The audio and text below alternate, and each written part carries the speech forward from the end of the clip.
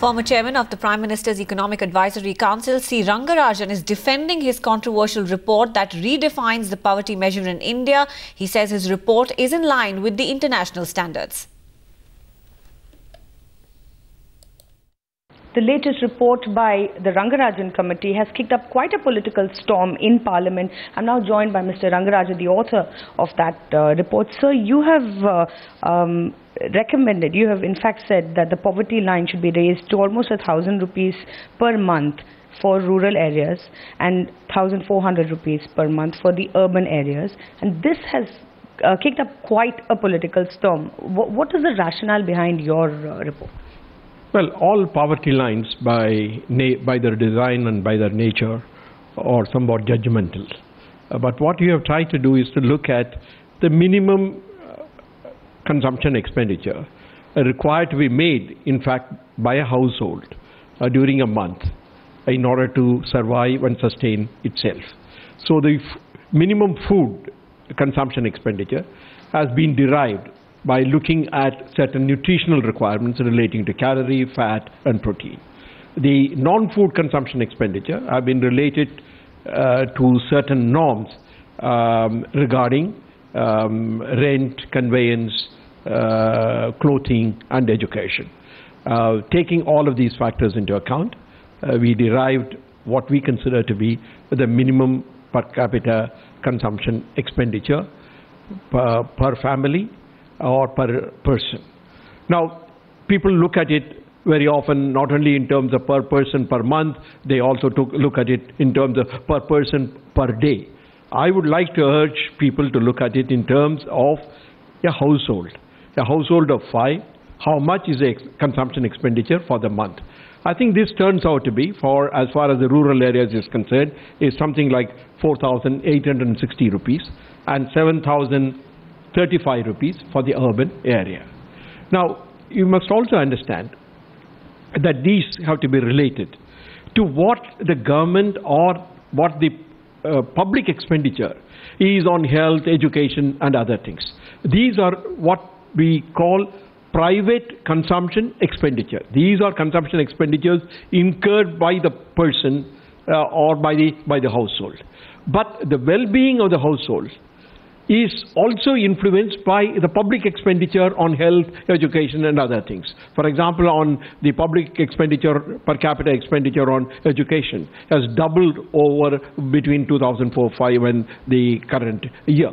Therefore, taking all those factors into account, we believe that what we have derived is an appropriate level. Now, your poverty line is, of course, higher than the previous Tendulkar committee's poverty line. 30% of Indians, your report technically says, are poor. Do you think this is a justified figure, or are you sort of underestimating it? Is it a conservative estimate? No, I don't think it is a conservative estimate. In my view, it's a reasonable estimate. For example, look at it in some other way. The World Bank also talks about, in terms of purchasing power parity terms, the minimum expenditure per day.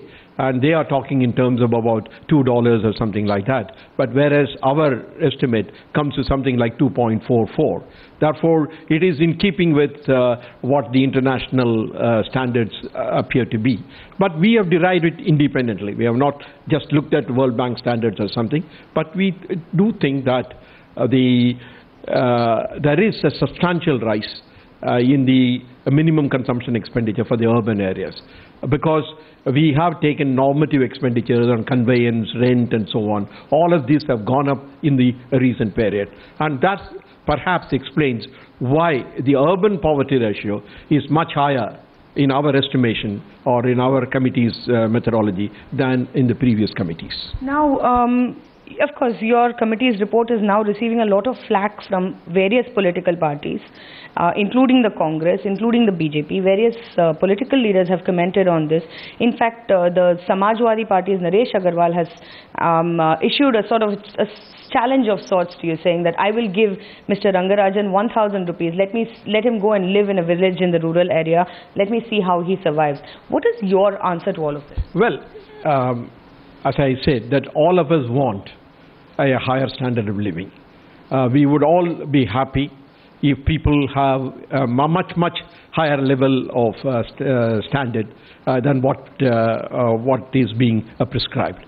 But basically, what is poverty then? I mean, poverty has to be measured in terms of something, and therefore we have taken the calorie requirements and the minimum non-food consumption expenditures and derive the numbers. But once again, I will say that please not look at it per day, per person.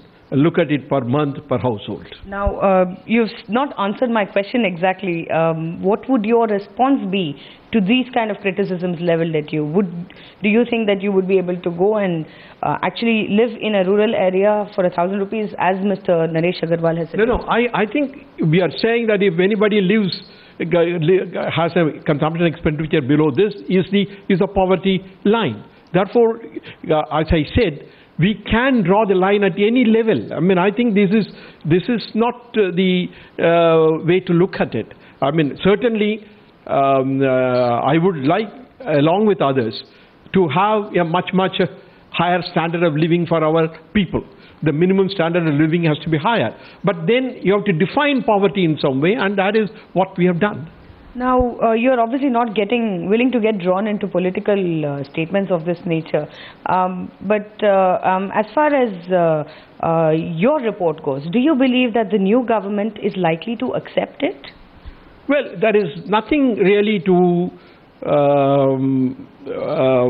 specific which they have to accept. Earlier on, it had an immediate policy implication. For example, in terms of the public distribution system. Because the poverty line or the poverty ratio determine who will be the beneficiaries of the food security. But now we have moved away from it, because we have already determined 67% of the population will receive food security. Therefore, the direct link between the definition of poverty and the various schemes has been broken. And therefore, I believe that it is a measure of poverty. It is a measure of understanding how the economy is moving. But apart from it, there are no immediate policy implications. So my final question to you, you have resigned from this post. Your report, which you had submitted before your resignation, is now coming out into the open. Were political factors a cause, a sort of impetus for you to resign your post? No, I have resigned from the chairmanship of the Economic Advisory Council because the government has changed. I mean, I think it is for the new government to decide the shape of the council. It has nothing to do with the report. The report was almost ready by the time by the time the new government came in. Therefore, the report is independent of any of these considerations. So what was the cause for you to resign, sir? You said the government has changed. I think so, because that is the normal pattern. I mean, Planning Commission members and the Deputy Chairman resigned. So the Economic Advisory Council Chairman and the members also resigned. I mean, this is the normal pattern.